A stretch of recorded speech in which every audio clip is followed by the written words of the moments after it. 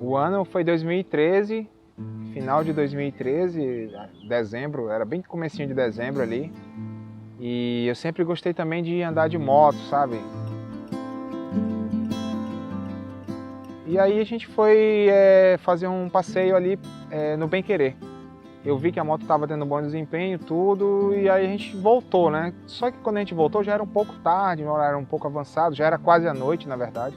Aí eu só me lembro até a gente ter chegado no Mucajaí, abasteceu e estava voltando. Quando a gente estava voltando, foi quando aconteceu o acidente. Uma picape colidiu atrás de mim, que eu acho que com o impacto eu desmaiei na hora, não sei.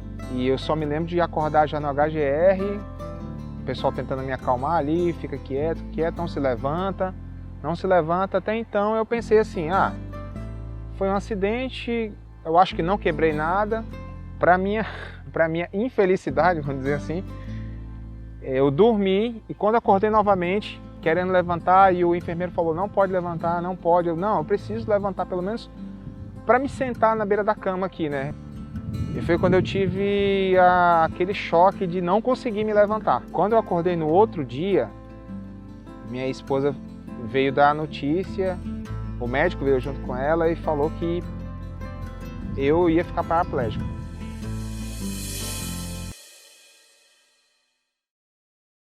No dia a dia, eu procuro usar uma roupa bem leve, não uso camisa, não uso sandália. Na cadeira de rodas eu consigo me vestir.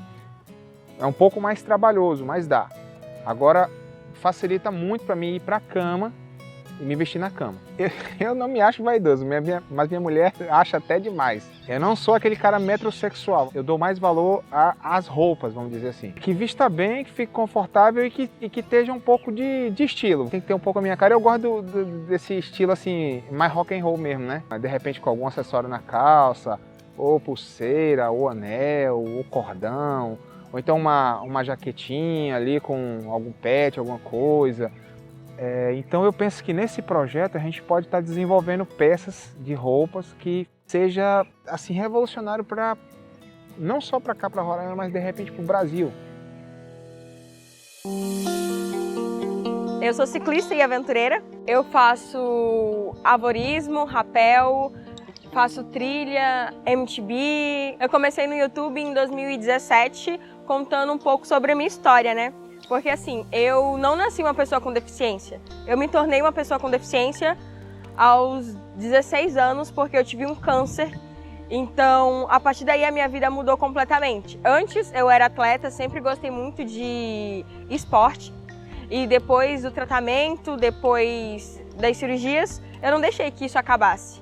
Eu me adaptei ao esporte. E o esporte que eu escolhi foi o ciclismo. Você sempre tem duas escolhas. Continuar lamentando pelo que você não tem, ou fazer aquilo ser a sua motivação de todos os dias. Poder inspirar outras pessoas fazendo o que eu gosto é literalmente incrível. É uma realidade muito diferente, é tudo muito novo. E aí as pessoas te põem limites que não são os teus limites. Então você tem que não mostrar para as pessoas, mas mostrar para você mesmo que você é capaz. E que os limites estão ali para serem quebrados. Tudo muda, né, depois que você perde um membro, no caso. Eu perdi a minha perna, então foi uma realidade totalmente diferente para escolher uma roupa novamente, sabe? Porque eu não uso prótese. O mundo ele é feito por um tipo de pessoa, só que não existe só um tipo de pessoa no mundo. Existem várias pessoas de formas diferentes, de jeitos diferentes. E eu sou uma delas. Comprar uma roupa pra mim é complicado, é meio difícil. Eu tenho que ver se eu me sinto bem com aquela roupa, se aquela roupa se encaixa literalmente em mim e que eu possa me sentir bem com ela. E aí é meio complicado, sabe? Porque eu só vejo manequins que têm duas pernas, dois braços, enfim. Eu nunca me vejo ali, sabe? Esse projeto, ele traz visibilidade, representatividade. Eu acho que o nome literalmente é representatividade. Eu trabalhava em um local e eu usava vestido. E lá tinha uma moça também que era amputada. Só que ela usava prótese. E ela um dia chegou pra mim e falou assim: nossa, Thaís, eu comecei a usar vestido depois que eu comecei a lhe ver. E aí eu parei de ter vergonha. Eu preciso cortar, costurar, amarrar. E eu gostaria de chegar e encontrar uma calça jeans que coubesse perfeitamente em mim. Então não vai só atingir a minha vida, mas a vida de outras pessoas. Da pessoa com deficiência ser capaz. Da pessoa com deficiência poder vestir o que ela quiser. A gente não tem que esconder quem somos. Tem uma frase que eu levo assim pra minha vida. E eu sempre digo ela que é assim: só quem esteve nos mais profundos oceanos sabe o quão magnífica está na mais alta montanha. Porque o mundo é para todos. Então, o projeto de moda inclusiva, no editorial de moda, surgiu, na verdade, em 2018. Eu tinha essa proposta de fazer esse projeto, mas eu não tinha financiamento, não tinha como arcar com os custos. E quando surgiu a oportunidade do edital, da Audi Blanc, de participar, eu vi como um meio de concretizar esse sonho. O processo de construção desse editorial de moda, a gente precisou estudar bastante também sobre acessibilidade, inclusão, para poder ter base para construir o editorial de moda e o conceito. A gente sempre quis colocar o empoderamento, mostrar que essas pessoas são ativas na sociedade e consomem, mas de uma forma sem clichê. E a gente conversou muito e daí surgiu o conceito, que a gente quis mostrar o lifestyle deles, o empoderamento deles, de acordo com as gerações. O João é nascido na década de 80 e a Thaís, que é nascida no final de 99 para 2000. Então, assim, a gente pegou esses dois conceitos e juntou. A moda inclusiva é quando a gente cria uma peça pensando na diversidade dos corpos, pensando na funcionalidade, na ergonomia, no aspecto estético, ou seja, naquilo que é tendência, naquilo que o cliente possa gostar. Essa moda ela vai contramão à indústria e o processo acelerado das peças, das coleções vigentes. A moda inclusiva também contempla os cuidadores de pessoas com deficiência, de forma não só da autonomia a quem tem algum tipo de deficiência, mas aos cuidadores a facilitar esse processo do vestir. Porque embora tenham grupos de pessoas com a mesma deficiência, a dificuldade não pode ser a mesma. Então eu preciso pensar muito nesse cuidado, dessa atenção em relação a essa pessoa e trazer mais ergonomia e facilidade na hora de se vestir. Nesse projeto específico, a gente levou em consideração a deficiência do João e da Thaís. Não só a deficiência, mas o gosto deles, a história deles, o que eles gostam, a estética, a tendência.